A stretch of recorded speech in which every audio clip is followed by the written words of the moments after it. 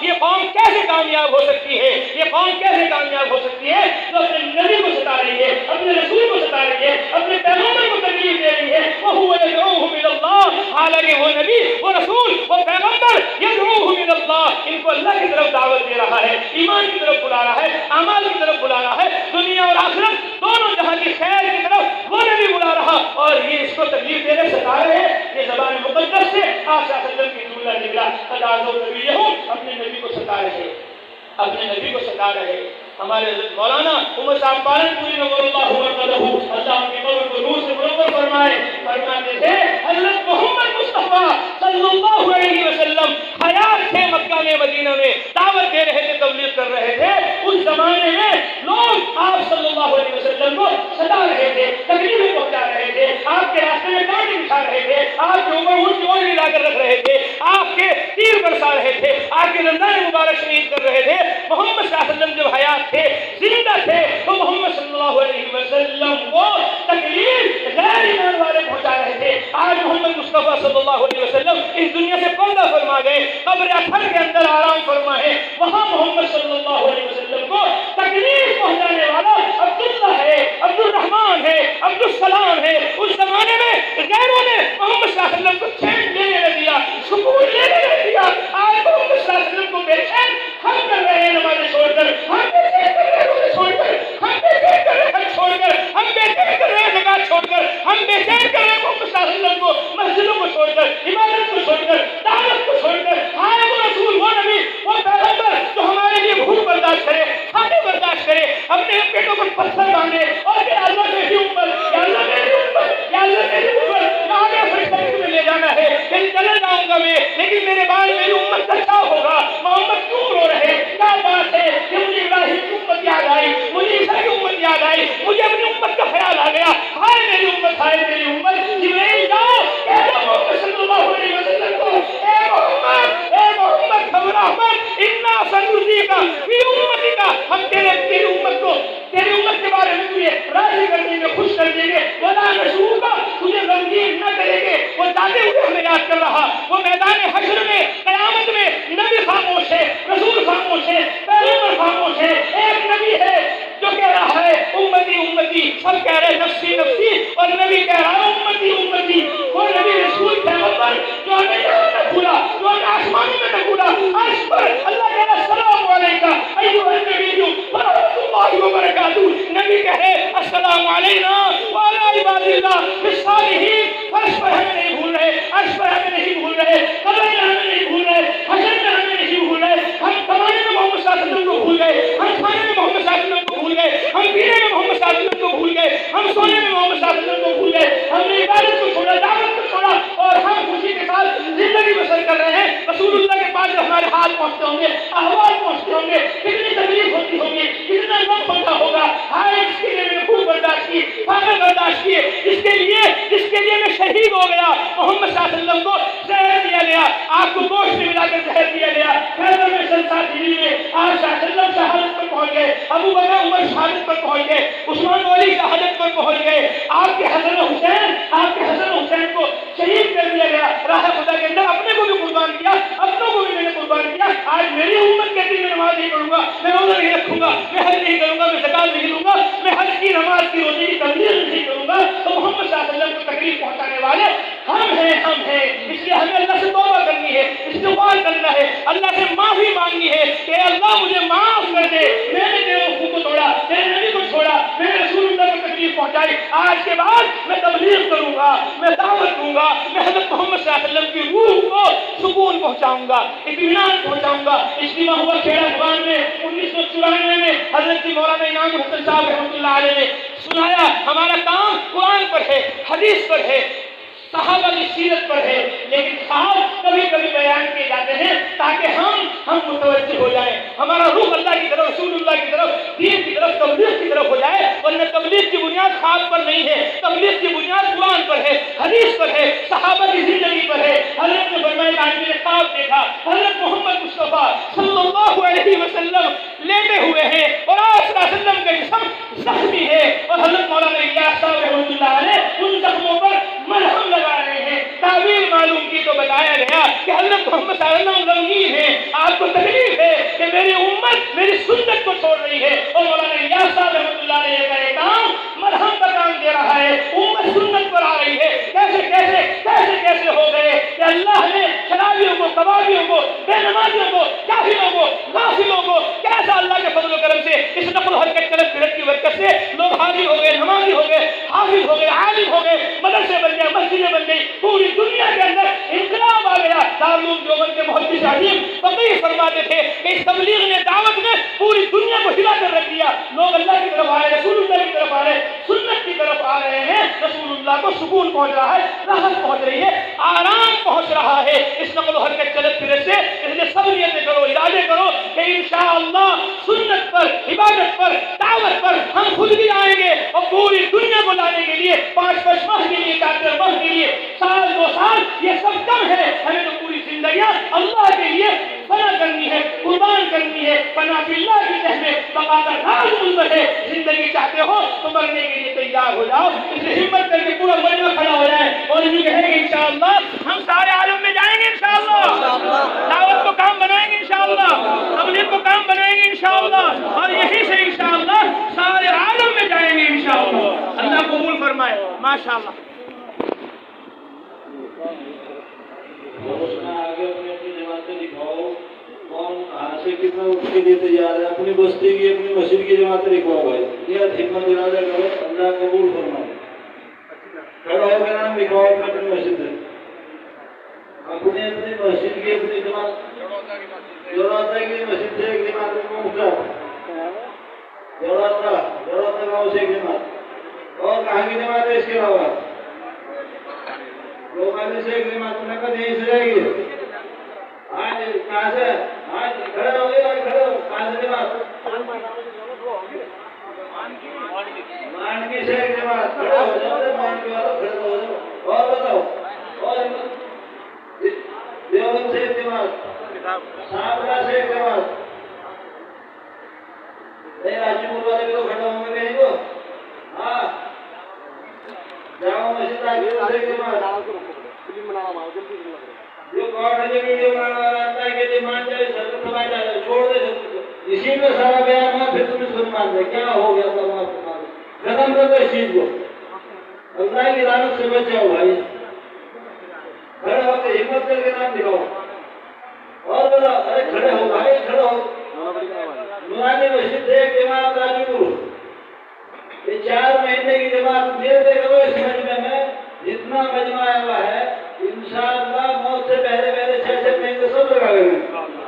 کون کون لگا گئے؟ فاطمہ مسجد سے جماعت، موت سے پہلے پہلے 4 مہینے۔ بھائی صاحب ذمہ دار ہے فاطمہ مسجد کی جماعت کے، موت سے پہلے پہلے 4 مہینے، 2-3 ہاتھ اٹھے صرف، سب لگا گئے انشاءاللہ، ماشاءاللہ۔ اچھا یہ بتاؤ موت کب آئے گی؟ لبکری سے ایک جماعت، لبکری سے ایک جماعت، ارے بھائی موت کب آئے گی؟ ارے بتاؤ تو صحیح، ایک مہینہ امبیڈکر سے ایک جماعت، بیٹا جاؤ مسجد سے ایک جماعت، جبیرن سے ایک جماعت، ہاں بھائی جبیرن سے ایک جماعت، جبیرن والے ذرا کھڑے تو ہو، جبیرن سے ایک جماعت، کیا نام ہے ذمہ دار کا؟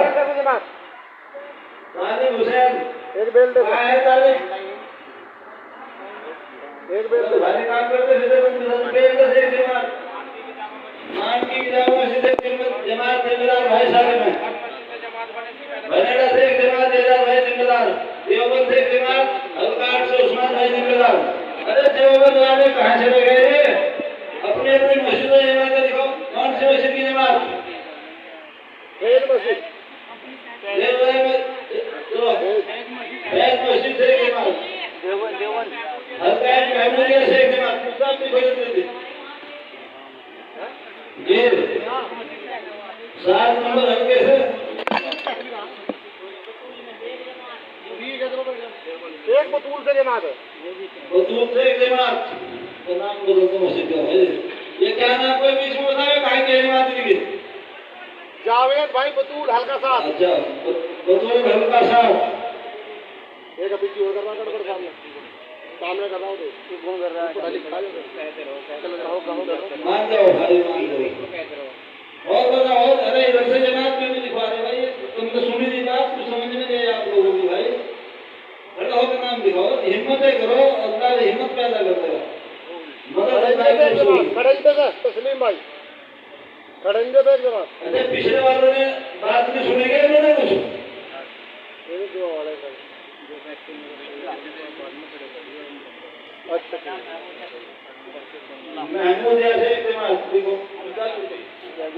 देवबंद महमूदिया से इज्तिमा। अच्छा दुआ वालों को अच्छा दुआ का वक्त हो गया भाई, मजमा जो है करीब हो जाए, आने का वक्त है। चलो हो जाओ तुम बात में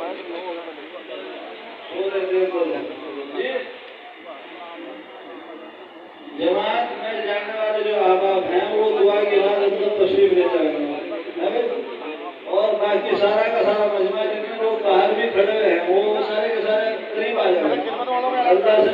और खिदमत वालों के बाद दुआ के बाद खिदमत वालों से नशिस्त होगी।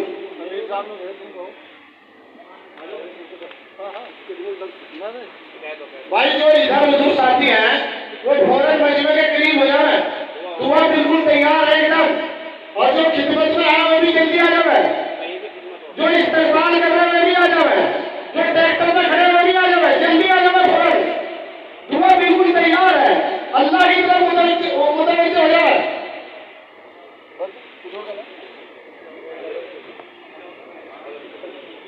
एक निकाह होना, एक निकाह होना, ये बैठा था कहाँ है पर्ची, पर्ची कहाँ, इमामली पर्ची ले रहा होगा और निकाली जरा जल्दी पहुंचा दे भाई, इमामली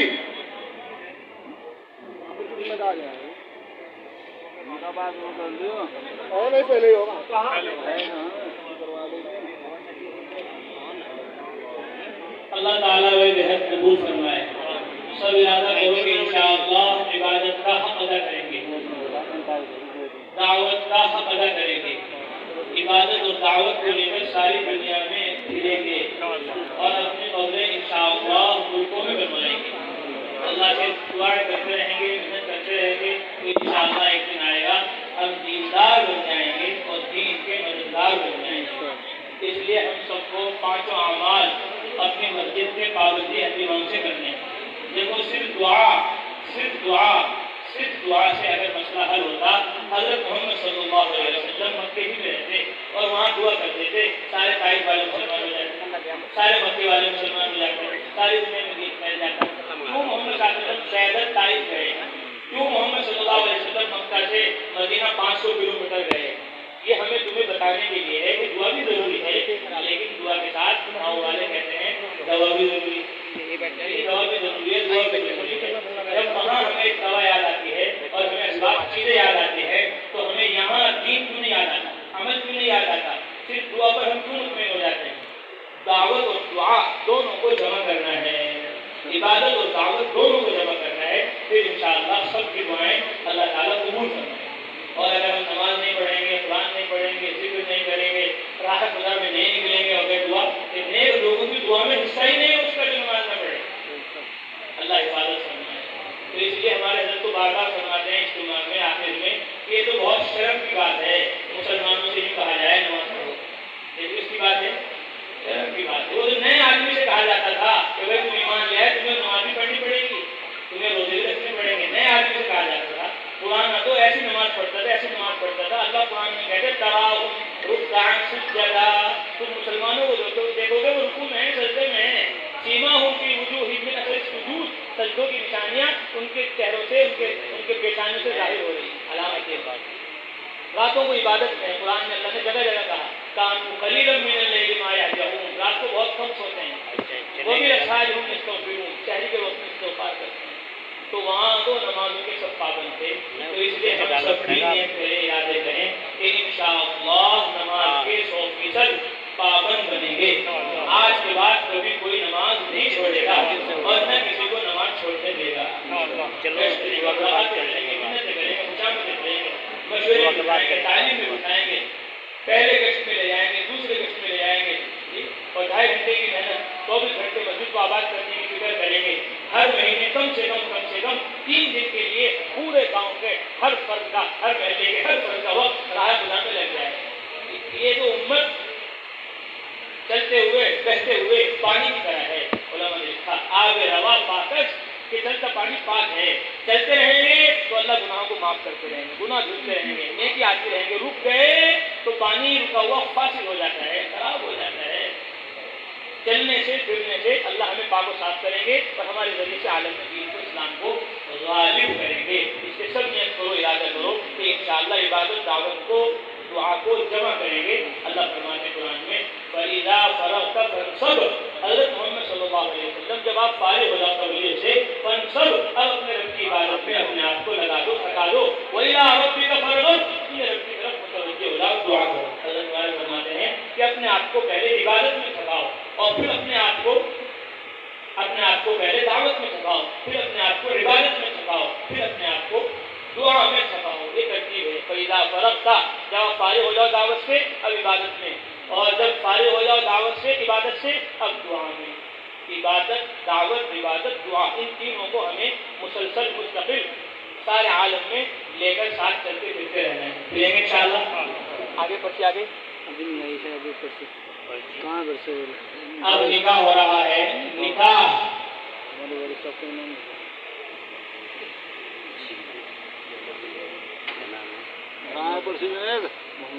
نکاح ہو رہا ہے. نکاح کیا ہو رہا ہے بھائی؟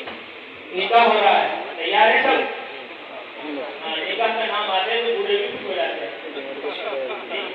جوان تو کچھ ہوتے ہیں, بوڑھے بھی کچھ ہو جاتے ہیں. چلو ایک نکاح اور صحیح چلتے چلیے. ایک نکاح نہیں ہونے چاہیے, 4 نکاح ہونے چاہیے. کتنے نکاح ہونے چاہیے؟ 4 ہونے چاہیے. اللہ نے 2 سے شروعات کی. مثنا 2 سے کرو, وثلاثہ 3 سے کرو, ورباع 4 سے کرو. کتنے نکاح ہونے چاہیے؟ 4 ہونے چاہیے. ایک کا تو نام ہی نہیں آیا, 2 سے شروع کیا کہ 2 کرو, 3 کرو, 4 کرو. ہم پڑھ رہے تھے مدرسے میں, استاد ہمارے پڑھا رہے تھے, انہوں نے مذاق میں کہا کہ یہ کہا اللہ نے 2 سے شروع کرو, 3 سے کرو, 4 سے کرو. یہ تو عربوں کے لیے ہے. اس کے لیے عرب, اللہ نے ان کو جسم بھی دیا اور مال بھی دیا, طاقت اور قوت بھی دی, تو وہ 2, 3, 4 کر سکتے ہیں. یہ تو ہمارے ہندوستان کے بیچارے بہت کمزور ہیں. تو اللہ نے فرمایا فَإِنْ خِفْتُمْ, اگر تمہیں خوف ہو کہ تم انصاف نہیں کر سکو گے کے درمیان, فَوَاحِدَةً, چلو ایک سے کر لو. کہ یہ ہندوستان والوں کے تم ایک سے کر دو, تم 4 کو نہیں لوا سکتے, بہت کمزور ہو تم. ورنہ تو 2, 3, 4 ہونے چاہیے. کتنے ہونے چاہیے؟ 4 نکاح ہونے چاہیے. اللہ کے نبی صلی اللہ علیہ وسلم کے بعض علماء نے لکھا, بعض علماء کا 24 نکاح ہوئے اور 11 کا تو سب متفق ہیں. 11 پر تو سب کیا ہیں؟ متفق ہیں. 11 نکاح ہوئے. 2 بیویاں آپ صلی اللہ علیہ وسلم کی آپ کے زمانے میں آپ کے سامنے رخصت ہو گئی اور 9 بیویاں آپ کی بیوہ ہوئی. اتنی ساری نکاح شادیاں کیوں ہوئی؟ شوق کے لیے نہیں. شوق کے لیے شادی نہیں تھی آپ کی, شادی آپ کی شوق کے لیے نہیں. اگر شوق کے لیے شادی ہوتی تو آپ صلی اللہ علیہ وسلم 20 سال کی لڑکی سے شادی کرتے. آپ صلی اللہ علیہ وسلم 25 سال کے ہیں اور جس سے شادی ہوئی وہ 40 سال کے. حضرت خدیجہ کبریٰ رضی اللہ تعالی عنہا, خدیجہ کبریٰ رضی اللہ تعالی عنہا. اور پھر جو شادی ہوئی آپ کی جو اور بیویاں, اس میں بہت ساری بیوی ہوتی جو بیوہ تھی پہلے, پھر آپ صلی اللہ علیہ وسلم کی وہ نکاح میں آئی. تو حضرت مولانا سید خان صاحب رحمۃ اللہ علیہ فرماتے تھے کہ مولانا فرماتے تھے کہ عورتوں سے زیادہ مردوں سے زیادہ عورتیں ہیں اور عورتوں سے زیادہ بچے ہیں. بچے تربیت میں ہیں ماں باپ کے, ماں کے. تو ماں کے اندر, عورت کے اندر دین آئے گا تو بچوں کے اندر دین آ جائے گا. تو عورتوں کی تعداد مردوں سے 4 گنا زیادہ ہے.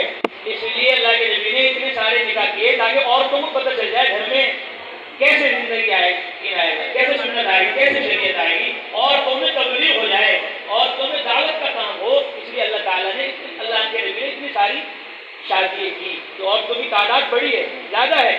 اس لیے عورتوں کے اندر دین کیسا آئے گا کہ وہ آپ صلی اللہ علیہ وسلم کی بیویوں سے آئے گا, آپ صلی اللہ علیہ وسلم کی عورتوں سے آئے گا. وقت زیادہ ہو گیا. اللہ فرمانے قرآن میں وَاذْكُرْنَ مَا يُتْلَىٰ فِي بُيُوتِكُنَّ مِنْ آيَاتِ اللَّهِ وَالْحِكْمَةِ إِنَّ اللَّهَ كَانَ لَطِيفًا خَبِيرًا. محمد صلی اللہ علیہ وسلم کی بیویوں, عورتوں, یاد کرو ان آیات اور روایات کو, اس قرآن حدیث کو جو تمہارے گھر میں پڑھا جاتا ہے, اور عمل کرو اس قرآن حدیث پر جو تمہارے گھر میں پڑھا جاتا ہے. اور وَاذْكُرْنَا, محمد صلی اللہ علیہ وسلم کی بیویوں, عورتوں, جو قرآن حدیث تمہارے گھر میں پڑھا سنا جاتا ہے اس کو اپنے تک نہ رکھو, اس کو امت تک, انسانیت تک پہنچاؤ. علامہ ابن العربی نے احکام القرآن میں، مفتی شفیع صاحب رحمۃ اللہ علیہ نے معارف القرآن میں تحریر فرمایا کہ جس طرح حضرت محمد مصطفیٰ صلی اللہ علیہ وسلم پر تبلیغ فرض تھی، اس طرح آقا صلی اللہ علیہ وسلم کی بیویوں اور عورتوں پر بھی تبلیغ فرض تھی۔ اسی لیے انہوں نے آقا صلی اللہ علیہ وسلم کے گھر میں رہ کر عائشہ رضی اللہ تعالیٰ عنہ نے پورا قرآن حفظ کیا، حضرت ام سلمہ نے پورا قرآن حفظ کیا، حضرت حفصہ رضی اللہ تعالیٰ عنہ نے پورا قرآن حفظ کیا۔ صرف قرآن ہی حفظ نہیں کیا، حدیث بھی حفظ کی، 2210 حدیثیں امی عائشہ نے حفظ کی، اور 378 روایات حضرت ام سلمہ رضی اللہ تعالیٰ عنہ نے حفظ کی، اور 76 حدیثیں حضرت میمونہ رضی اللہ تعالیٰ عنہ نے حفظ کی۔ صرف حفظ نہیں کی بلکہ وہ حدیثیں حفظ کر کر امت تک، انسانیت تک پہنچائی ہیں۔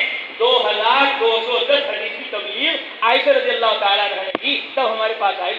378 حدیثیں حضرت ام سلمہ نے پہنچائی، 76 روایتیں میمونہ رضی اللہ تعالیٰ عنہ نے پہنچائی، جب ہمارے پاس آئی۔ اور امام بخاری رحمۃ اللہ علیہ نے 30 صحابیات عورتوں کی حدیثیں بخاری شریف میں بیان کی۔ مسلم شریف نے، امام مسلم رحمۃ اللہ علیہ نے مسلم شریف میں 36 صحابیات کی روایات بیان کی۔ ابو داؤد رحمۃ اللہ علیہ نے ابو داؤد شریف میں 75 صحابیات عورتوں کی روایات بیان کی۔ امام ترمذی رحمۃ اللہ علیہ نے 46 صحابیات عورتوں کی حدیثیں بیان کی، عورتوں نے نقل کی، اور 60 روایات 60 روایات حضرت امام نسائی رحمۃ اللہ علیہ نے اپنی کتاب میں نقل کی، اور 65 روایات امام ابن ماجہ رحمۃ اللہ علیہ نے اپنی کتاب میں نقل کی۔ تو صحابہ بھی حدیثیں پہنچا رہے تھے، صحابیات بھی حدیثیں پہنچا رہی تھی، تب قرآن حدیث کے حد تک پہنچا۔ اس لیے ہماری مائیں بہنیں عورتیں بھی حافظ قرآن بنے، عالمہ بنے، محدثہ بنے، فقیہہ بنے۔ ایک بہت بڑے عالم ہے علامہ ابن حجر اسقلانی رحمہ اللہ، فرماتے ہیں انہوں نے کتاب لکھی، اس میں لکھا 842 ایسی بڑی بڑی اس زمانے میں عالمہ، فقیہہ، محدثہ تھی جن سے عالم فیضیاب ہو رہا تھا۔ آج اللہ معاف فرمائے، ہمارے گھروں میں عالمہ کیا ہوتی، فقیہہ، محدثہ، داعیہ اور مبلغہ کیا ہوتی، نمازیہ بھی ہمارے گھر میں نہیں ہے، نماز بھی ہماری عورتیں نہیں پڑھ رہی کہ جا کے وہ قرآن حدیث امت کو، انسانیت کو سکھائیں۔ اس لیے ہم سب نیت کریں، ارادے کریں کہ انشاءاللہ اپنے گھر کے اندر دین کا ماحول بنائیں گے۔ تو نکاح کیا ہے کہ نکاح سے امت بڑھتی ہے۔ کیا ہوتی ہے نکاح سے؟ بولو، اللہ کے نبی نے فرمایا نکاح کرو، ایسی عورتوں سے نکاح کرو جن کے یہاں بچے زیادہ ہوتے ہیں، ایسی عورتوں سے نکاح کرو جن کی جو محبت زیادہ کرنے والی ہو۔ کہ بچے زیادہ ہوں کیسے پتہ چلے گا کہ بچے زیادہ ہوں؟ تو ان کے خاندان میں دیکھو کہ ان کے خاندان میں کتنی بہنیں ہیں اس کی، کہ ماشاءاللہ اس کی 15 بہنیں ہیں۔ ہمارے ساتھی ابھی نماز میں تھے ہمارے ساتھ، تو انہوں نے کہا الحمدللہ میرے 4 بیوی ہیں اور 50 بچے۔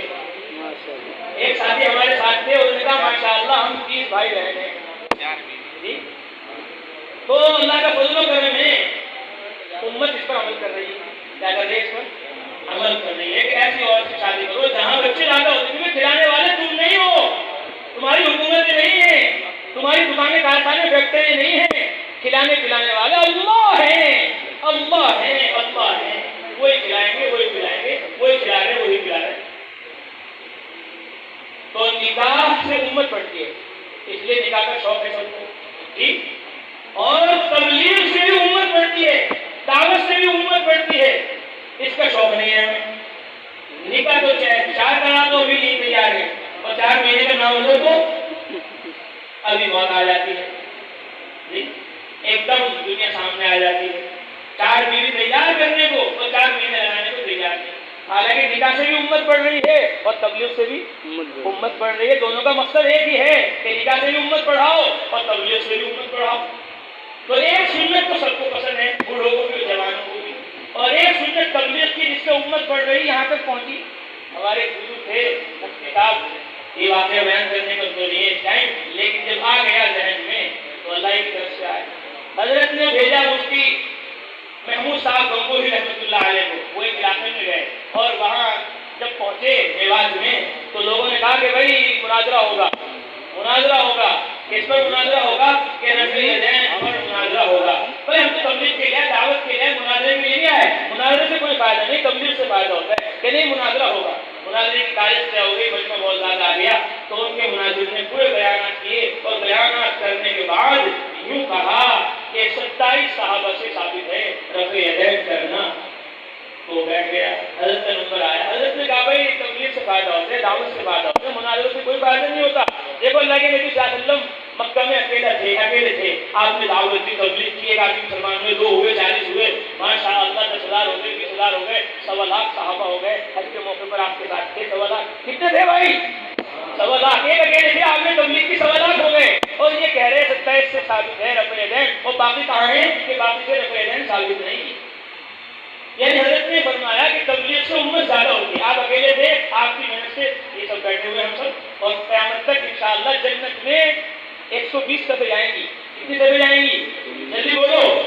آدم علیہ السلام سے لے کر قیامت تک جتنے لوگ جنت میں جائیں گے اس میں 120 صفحے ہوں گی. اللہ کے نبی نے فرمایا سمانون من هذه الامه, 80 صفحے امت محمدیہ کی ہوں گی. 40 سائر الامم, 40 صفحے دوسری امتوں کی ہوں گی. آدم سے لے کر اور عیسیٰ علیہ السلام تسلیمات تک صرف 40 صفحے کی ہوں گی, اور ہماری 80 صفحے ہوں گی. تو تبلیغ سے امت بڑھتی ہے اور نکاح سے بھی امت بڑھتی ہے. جس طرح ہمیں نکاح کا شوق ہے اسی طرح کس کا بھی شوق ہونا ہے, تبلیغ کا. اسی لیے یہاں ہمارے اجتماع میں جب نکاح ہوتا ہے تو دلہا سے بھی 4 مہینے کو کہتے ہیں, اور دلہا کے ابا سے بھی, اور دلہن کے بھی, کہ دلہا دلہن دونوں کا کام ہے.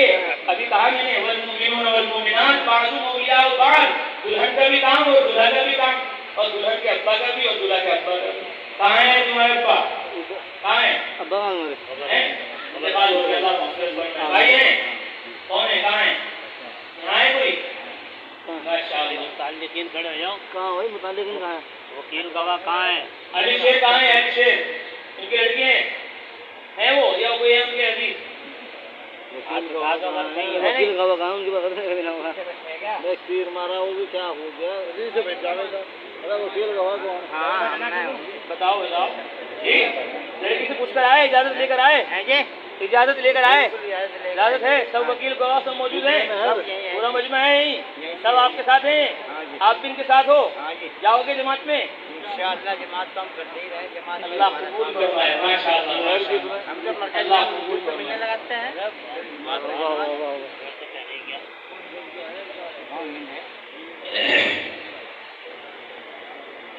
الحمد لله نحمده ونستعينه ونستغفره ونؤمن به ونتوكل عليه ونعوذ بالله من شرور انفسنا ومن سيئات اعمالنا.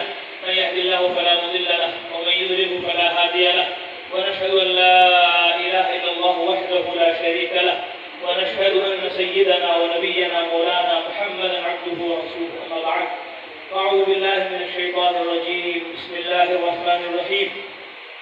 يا أيها الناس اتقوا ربكم الذي خلقكم من نفس واحدة وخلق منها زوجها وبث منهما رجالا كثيرا ونساء, واتقوا الله الذي تساءلون به والأرحام إن الله كان عليكم رقيبا. وقال تعالى يا أيها الذين آمنوا اتقوا الله حق تقاته ولا تموتن إلا وأنتم مسلمون. وقال تعالى يا أيها الذين آمنوا اتقوا الله وقولوا قولا سديدا يصلح لكم أعمالكم ويغفر لكم ذنوبكم ومن يطع الله ورسوله فقد فاز فوزا عظيما. وقال النبي صلى الله عليه وسلم النكاح من سنتي, وفي رواية فمن رغب عن سنتي فليس مني, أو كما قال عليه الصلاة والسلام. مرشہ خاتون بنت علی شیر 52 روپے آپ کے نکاح میں بھی آپ نے اس کو قبول کیا. بارک اللہ لکما وجمع بینکما فی خیر. جیسے نکاح سنت کے مطابق سادگی کے ساتھ مسجد میں ہوا, ایسے ہی رخصتی بھی سنت کے مطابق سادگی کے ساتھ ہونی چاہیے. جو آیتیں پڑھی گئی خطبے میں پڑھی جاتی ہیں ان کا تعلق تقوی سے ہے کہ اللہ کا ڈر خوف ہوگا تو شادی بھی سنت کے مطابق ہوگی. اللہ کا ڈر خوف ہوگا تو رخصتی بھی سنت کے مطابق ہوگی. اللہ کا ڈر خوف ہوگا تو میاں بیوی محبت الفت کے ساتھ رہیں گے. اللہ کا ڈر خوف نکل گیا تو گھروں میں لڑائی ہوں گے, جھگڑے ہوں گے, اتنا فساد ہوگا, تبدیلی بےدینی عالم میں پھیلے گی. تقویٰ یہ ساری بھلائی خیر کی خوبی کی جڑ ہے. اس لیے ہمیں اپنے اندر تقویٰ پیدا کرنا ہے. اللہ فرماتا ہے یا ایھا الذین آمنوا اتقوا اللہ, ایمان والو اللہ سے ڈرو, وکونوا الصادقین، اور سچوں کے ساتھ رہو۔ سچے کون ہیں؟ اللہ فرماتے ہیں الذین آمنوا وہاجروا وجاہدوا باموالہم وانفسہم فی سبیل اللہ اولئک هم الصادقون، جو جان و مال اللہ کی راہ میں قربان کرتے ہیں وہ سچے ہیں، علماء سچے ہیں، صلحاء سچے ہیں، اولیاء اللہ متقین، دیندار ایماندار مسلمان، مسجدوں کو آباد کرنے والے، یہ اللہ والے ہیں، یہ اللہ کے نیک بندے ہیں۔ اپنے آپ کو ان کے ساتھ رکھو۔ جتنا ہمارا تعلق علماء سے ہوگا، صلحاء سے ہوگا، ائمہ سے ہوگا، دینداروں سے ہوگا، اتنا دین ہمارے اندر رہے گا۔ اگر علماء سے ہمارا تعلق نہیں، مدارس سے ہمارا تعلق نہیں، مساجد سے ہمارا تعلق نہیں، خانقاہوں سے ہمارا تعلق نہیں، دینی جماعت و تعلیموں سے ہمارا تعلق نہیں، پھر اللہ ہم سب کی حفاظت فرمائے، شیطان ہمارے اوپر مسلط ہو جائے گا اور ہم کہیں کے نہیں رہیں گے۔ اس کے سب نیت کرو، ارادے کرو کہ علم سے، علماء سے اپنا تعلق مضبوط کریں گے، ذکر سے، ذاکرین سے اپنا تعلق مضبوط کریں گے، تبلیغ سے اور مبلغین سے اپنا تعلق مضبوط کریں گے، اپنے سینوں کو کینوں سے پاک کریں گے۔ سب سے بڑی طاقت وہ اجتماعیت ہے۔ سب مسلمان ایک ہو جاؤ، اللہ کے فرما بردار، اس کے تابع دار ہو جاؤ، کسی کی طرف سے کوئی کینہ نہ رکھو، سب کی طرف سے الفت محبت ہمارے دلوں میں جتنی ہوگی اتنی اللہ کی نصرت، رحمت، برکت ہمارے اوپر نازل ہوگی۔ اگر گھروں میں جھگڑے ہوئے، مسجدوں میں جھگڑے ہوئے، محلوں میں جھگڑے ہوئے، علاقوں میں جھگڑے ہوئے، پھر اللہ کی مدد نصرت اڑ جائے گی اور اللہ کے عذاب سے ہمیں کوئی نہیں بچا سکتا۔ اللہ کے عذاب سے ہم تقوی سے بچیں گے اور تقوی والوں کی صحبت سے بچیں گے۔ مسجدوں میں ہمارا آنا جانا صرف جوڑ اور اجتماع اور جمعے رمضان شعبان میں نہ ہو، بلکہ ہمارا 24 گھنٹے مسجد سے، مدرسے سے، علم سے، علماء سے مضبوط تعلق قائم ہو جائے۔ اس کے لیے محنت ہے، عالمی محنت، جس میں پوری امت کو جمع کر دیا۔ اب یہاں دیکھو علماء بھی ہیں، صلحاء بھی ہیں، مدرسے میں پڑھنے والے بھی ہیں، پڑھانے والے بھی ہیں، اور ہر شعبے کے لوگ یہاں موجود ہیں، اور ساری دنیا کے اندر الحمدللہ نقل و حرکت چلت ہو رہی ہے۔ سب نیت کرو، یادیں کرو کہ انشاءاللہ ایک بنیں گے اور نیک بنیں گے۔ اس کی بنیاد تقویٰ ہے، جو ابھی خطبے کے اندر آیتیں پڑھی گئی تھی۔ اس دعا کے متعلق ہونا، ایک ساتھی کا بچے کا بھی ہونا، ان کے لیے دعا کرنا، وہ کچھ پڑھتے ہیں، ایک کا سرا دے، کسی نے کچھ فون کر دیا۔ دیکھو بھائی دوستو بزرگوں، جیسے میں نے عرض کیا، عبادت، دعوت، دعا تینوں کو جمع کرنا ہے۔ عبادت بھی یقین کے ساتھ ہوتی ہے، اور دعا بھی یقین کے ساتھ ہوتی ہے، اور دعوت بھی یقین کے ساتھ ہوتی ہے۔ اللہ فرماتے ہیں کہہ دو ادعو الی اللہ علی بصیرۃ، کہ میں پورے یقین کے ساتھ دعوت دیتا ہوں۔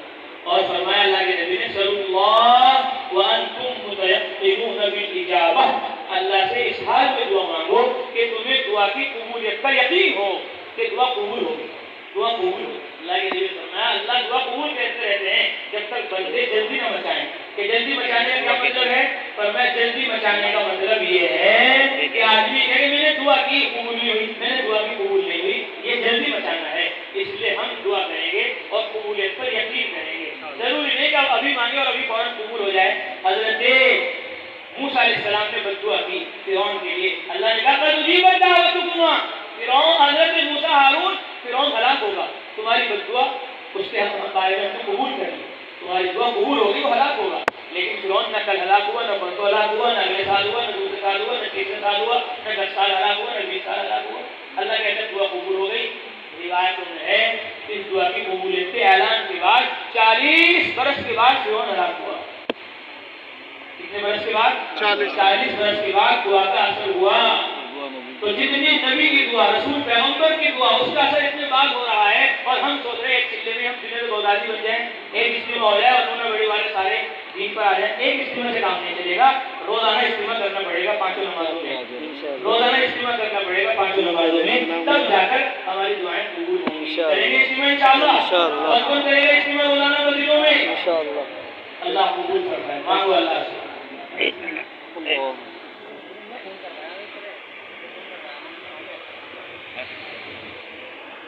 وہی محترم حضرات جو کھڑے ہیں وہ تو بیٹھ جائیں، دعا کا بالکل وقت ہو چکا ہے۔ دیکھو حدیث پاک میں آتا ہے الدعاء مخ العبادہ، کہ دعا عبادت کا لفظ ہے۔ رات سے، کل سے، پرسوں سے اب تک آپ نے جو محنت کی ہے، اس سب محنت کا جز اور نچوڑ یہ دعا ہے۔ اس لیے دعا کو کریں، اور دعا قبول بھی ہوتی، جیسے حضرت نے فرمایا حضرت موسیٰ علیہ السلام کو اللہ نے فرمایا جب بارش نہیں ہو رہی تھی کہ دعا مانگو ہم بارش برسا دیں گے، لیکن جب مجمع پورا اکٹھا ہو گیا اور دعا قبول نہیں ہوئی، بارش نہیں ہوئی، تو حضرت موسیٰ نے اللہ سے شکایت کی کہ اللہ آپ نے تو دعا کا وعدہ کیا تھا بارش کا، لیکن ہوئی کیوں نہیں؟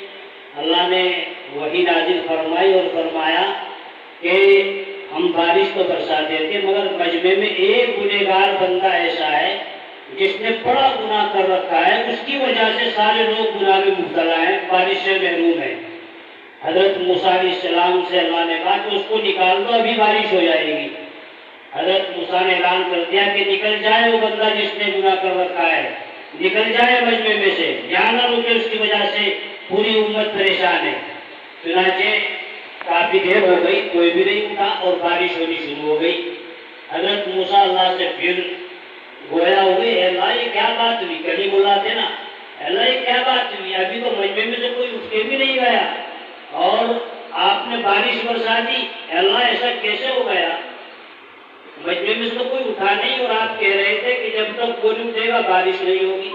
اللہ نے فرمایا، دیکھو غور سے سننے کی بات ہے، اللہ نے فرمایا کہ موسیٰ اگر بارش اتنی جلدی ہوئی ہے تو بھی اسی بندے کی وجہ سے ہوئی ہے۔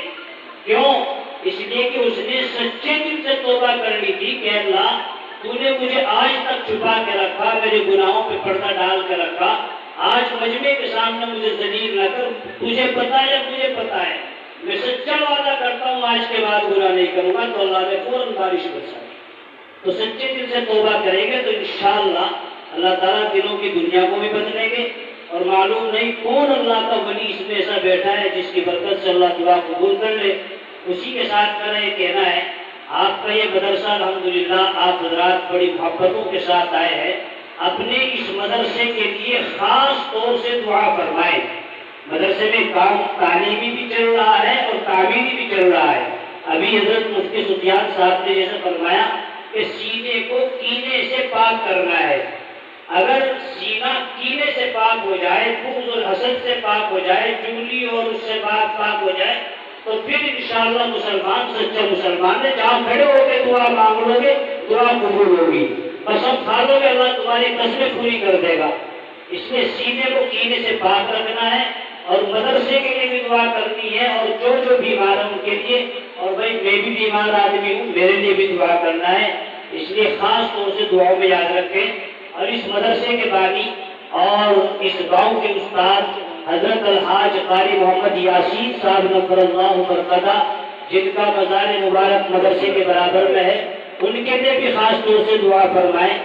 اور ان کی بڑی محنتیں ہیں، ان کی محنتوں سے یہ کام یہاں تک پہنچا۔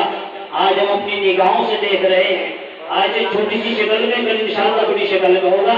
حاجی یاسین صاحب کے لیے دعا، اور اسی طریقے سے قاری اشرف صاحب اور دیگر تمام حضرات کے لیے دعا فرمائیں، اور جو حضرات مدرسے کے لیے معاون ہیں ان سب کے لیے دعا۔ اللہ تعالیٰ سب کی قبول فرمائے، جزائے خیر عطا فرمائے، آمین ثم آمین۔ اللہ صفا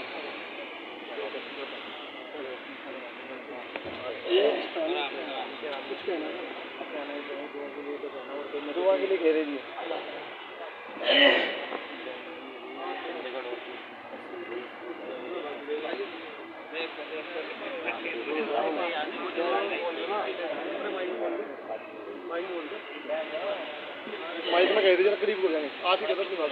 وإلهكم إله واحد لا إله إلا هو الرحمن الرحيم سبحان ربي العلي الأعلى الوهاب لا إله إلا أنت سبحانك إنا كنا من الظالمين ألف لام ميم الله لا إله إلا هو الحي القيوم يا حي يا قيوم يا ذا الجلال والإكرام يا ذا الجلال والإكرام يا حي يا قيوم برحمتك نستغيث اللهم صل على سيدنا مولانا محمد وعلى آل سيدنا مولانا محمد صلاة تنجينا بها من جميع الأهوال والآفات وتقضي لنا بها جميع الحاجات وتطهرنا بها من جميع السيئات وترفعنا بها عندك على الدرجات وتبلغنا بها أقصى الغايات